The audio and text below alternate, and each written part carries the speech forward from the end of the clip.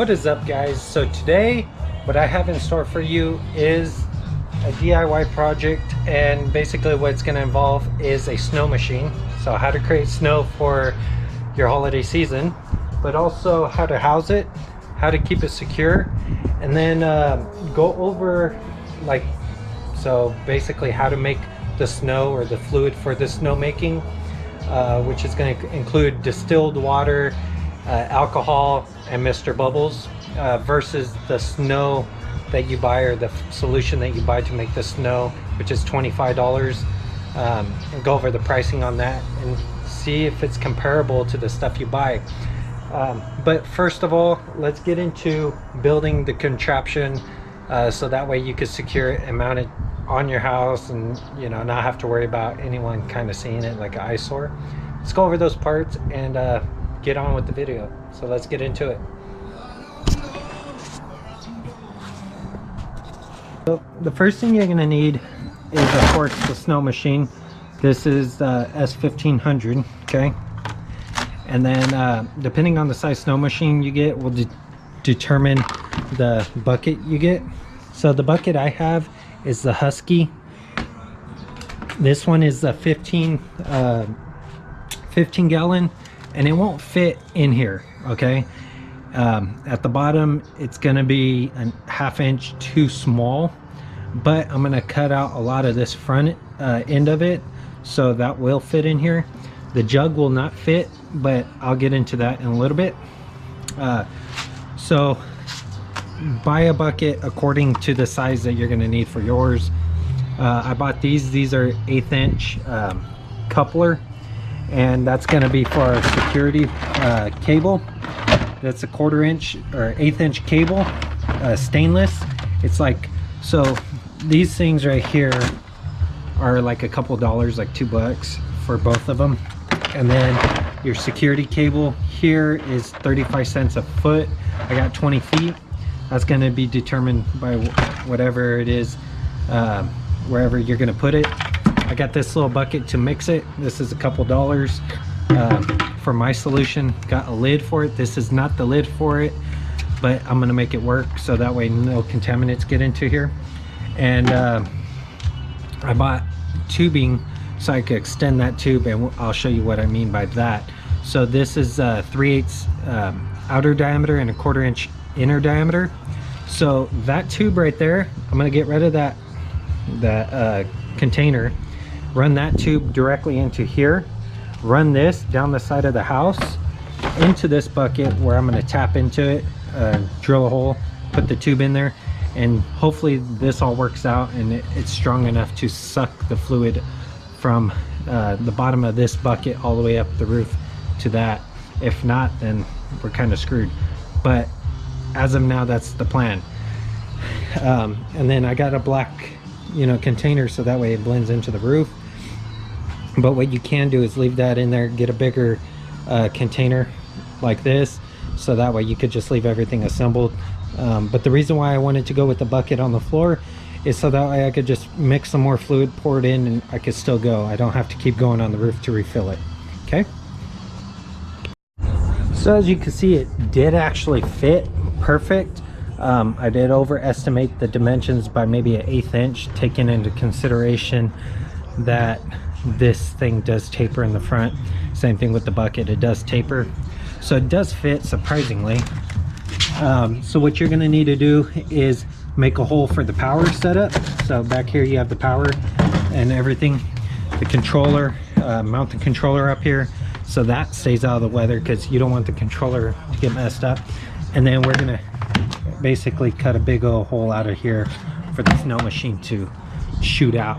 Since the roof is going to be at an angle, we're going to probably build up the front of it like that, so that way it runs flat on the roof, because it's going to be at a slant, with some 2x4s, and maybe bolt those to the bottom, but we'll see as we go.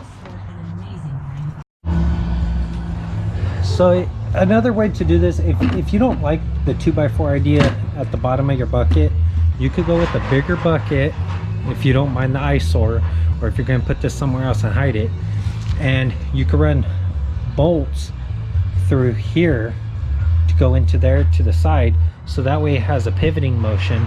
But the reason why I say you can't use a small bucket like this is you need a higher one, so that way you could adjust that angle on it, and it still allows you to put the lid over it, because you still don't want stuff to get in here. I don't know if it's waterproof or what, but when it rains and stuff, you want to try to keep as much of that away from, you know, the electronics as possible. So something to consider.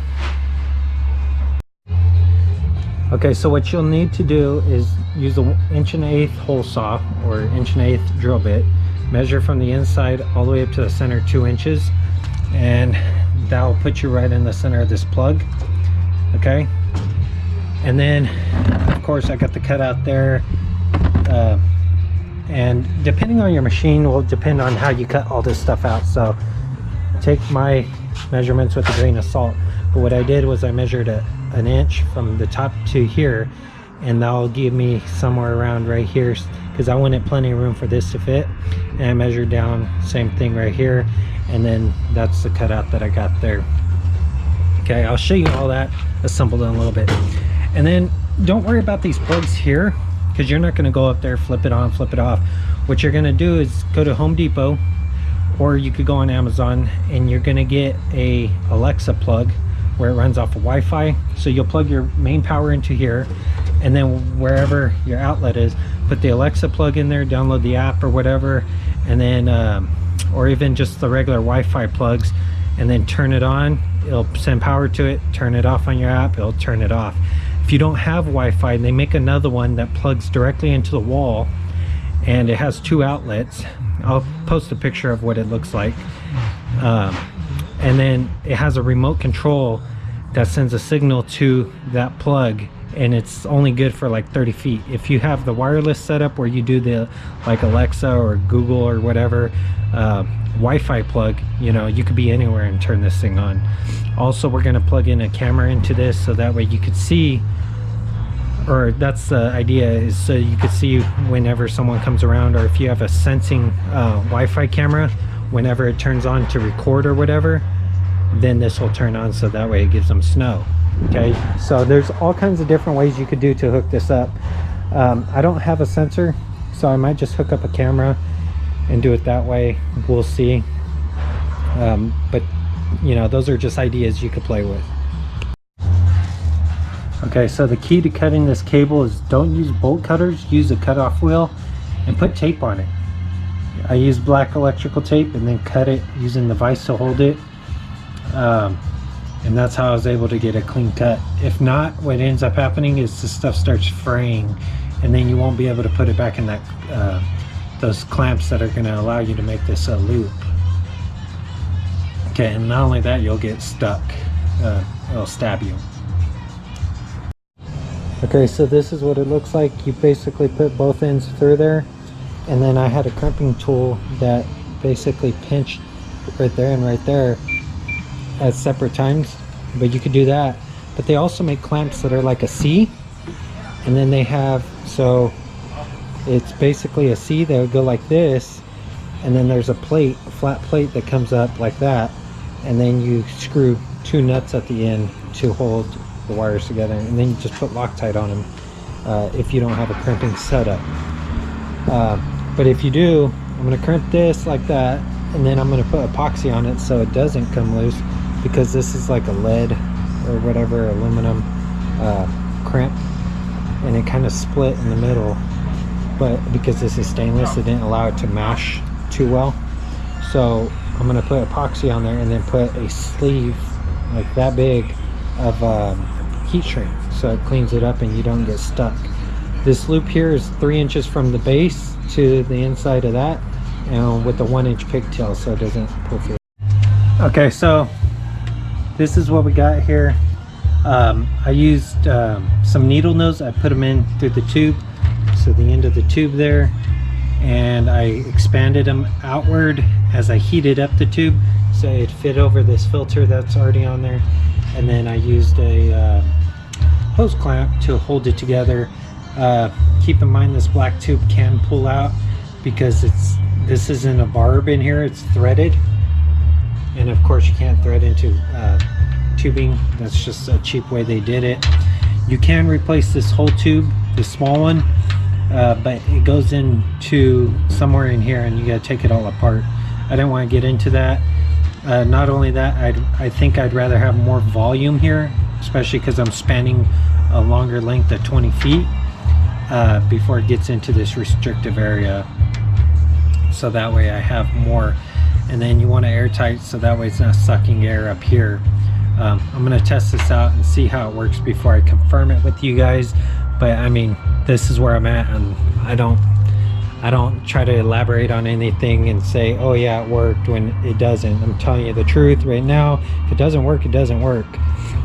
Here's the setup here, and then of course here's the finished product for the cable ties. I epoxied them inside. I did the same method I did here with that onto this heat shrink. So what I did was I put the needle nose in there, and instead of applying heat, because it's going to shrink if you apply heat, you just use the needle nose to stretch out your heat shrink to fit over this stuff. And then this shrinks down 3 times the stuff that I purchased, so it'll shrink down. If you have no tools to make this, you know, and you don't have the clamps that you could clamp on and use the nuts to lock this in, and you don't want to deal with that, just purchase one already made. The reason why I had to make this is because they didn't have a 20-foot length for the price that I wanted to spend. So on Amazon you could get 3/8 cable, and it's 20 bucks for 30 feet already made with the sheathing. This stuff I couldn't find it, you know, no less than $40. And not only that, it's like, why is it more expensive when it's a smaller wire? Also, this is stainless steel, so for 35 cents a foot, can't go wrong. So, okay, and then we got the tube going out straight out the back, the power cord plugged in, the controller plugged in, and then in the front I have a piece of 4x4 set up right there that I cut an angle on it. So as you can see, it has a little angle. If you want this thing to sit flat on the roof, on a typical slant roof, you're looking about 17 degrees of angle to run this flat. But of course, if you run it flat, it's just going to be shooting the snow straight out. I got some paint on me because I was painting that to kind of blend in. So keep that in mind. So what that equates to based on this length and stuff, you're looking about with this bucket size, you're looking about 8 inches. So you would have to stack 2 2x4s on top of each other to make it shoot flat straight out. But I mean, depending on the distance you want it to shoot, so you don't want it to shoot from here straight across. You want it to kind of shoot into whatever atmosphere you're going to create, because the wind could blow it and stuff like that. So you could do it this way, or you could add some type of adjustment rods where you could thread into the bucket and push down, and then you take basically a bolt straight down, and then you could put a nut on top, nut at the bottom, and you could have your height adjustments that way. There's plenty of ways you could make adjustments here. You could even put a bolt straight through with a piece of metal on the side and then slot it, so that way you have different positions you could slide up and down, or drill holes so that way you could adjust it that way. I mean, there's numerous ways you could adjust it. This was just quick and easy way to do it, especially with stuff that you probably have laying around. Also, this isn't going to be a permanent box. This is just for this season because this is the last minute setup. Okay, so for the inside, all I did was use washers and screwed them straight into the 2x4s to lock it down. Okay, and then that's basically it. So, oh, what I also did for the 2x4 or 4x4 to get the angle of it is I just took a Sawzall, chopped it this way, and to try to get some type of angle, so when it does sit on the roof, it does make more contact with the roof than just an edge right here, because the square block is going to ride something like this based on the angle. So keep that in mind. Okay, so let's talk about the way you could turn this on wirelessly without having to buy a remote proprietary to the machine. Okay, so of course you've seen these Wi-Fi plugs. If you have Wi-Fi in your house, make sure the signal's strong enough to reach this plug. And basically what this allows you to do is access this plug on an app without, you know, having to be outside. So you could be anywhere in the world and turn this baby on as long as it connects to your Wi-Fi. Okay, then there's this option. So this is going to run you like 10 bucks or whatever, and this option is going to run you about $20 for 3 of these. So what this is a plug with basically a signal box with your plugs, your outlets here, so you can run 2 items on here. Okay, and you'll get 3 of these. So this is number 3. I haven't used it yet. Okay, and then you'll get a remote like this that says on and off, and there's 3 stations on it. So this will allow you to turn that on anywhere within 30 feet of this remote and that setup. Okay, so you can't be anywhere to turn on your stuff, but you can turn it on within 30 feet. So this option is nice if, you know, you're going to do a lot of outdoor stuff. These are probably not rated for outdoor use, so keep that in mind. But this is rated for outdoors, and you know, anywhere in your house you could access this plug. And basically you're not going to probably turn on your stuff, you know, if you're in another state. It's probably not going to happen. Or if you're like a couple miles away, you'll probably turn on your stuff when you get home anyway, or set it on a timer so it automatically activates. The reason why I want to go with the timer setup, or on and off setup instead of a timer setup, is so that way I could actuate this when I want, because you just don't want to keep wasting the solution, because you may go through it pretty quickly. So keep that in mind. Brands in particular, this is Definite, and this one here is Mexico. I mean, it doesn't matter in the brands, just find something with good reviews. These came, this setup came from Home Depot, and this came off of Amazon. The best deal with the best reviews is what I did. So keep that in mind when considering how you're going to turn this on and off. And the nice thing about these setups is you could use them for anything. You don't have to use them on just the snow machine. Whereas if you bought a proprietary controller, you will only be able to use that controller for the snow machine itself. Okay, so we ran it all the way up to here. What I'm gonna do is I got it spliced into here, and then I got this heat shrink tube that I'm gonna attach these to it to kind of seal it. And since this is marine grade, it's gonna have some adhesive in there, and that should seal it pretty well. Quick note is the bilge pump down there mixed with this little tube and an even smaller tube for the output requires you to run it at full blast or 3/4 in order to allow it to flow. And I also recommend getting a new cord. So I got a new cord that's a little bit heavier gauge, because running this on full heats up the cord. Not only that, it's a little bit longer, but it does heat up your cord here, especially for a long duration of time. So just to keep a fire hazard from happening, I recommend that. So I moved it from that side to this side only because with the flow that I have here, it kind of cuts down on pressure for a lot of foam to shoot out.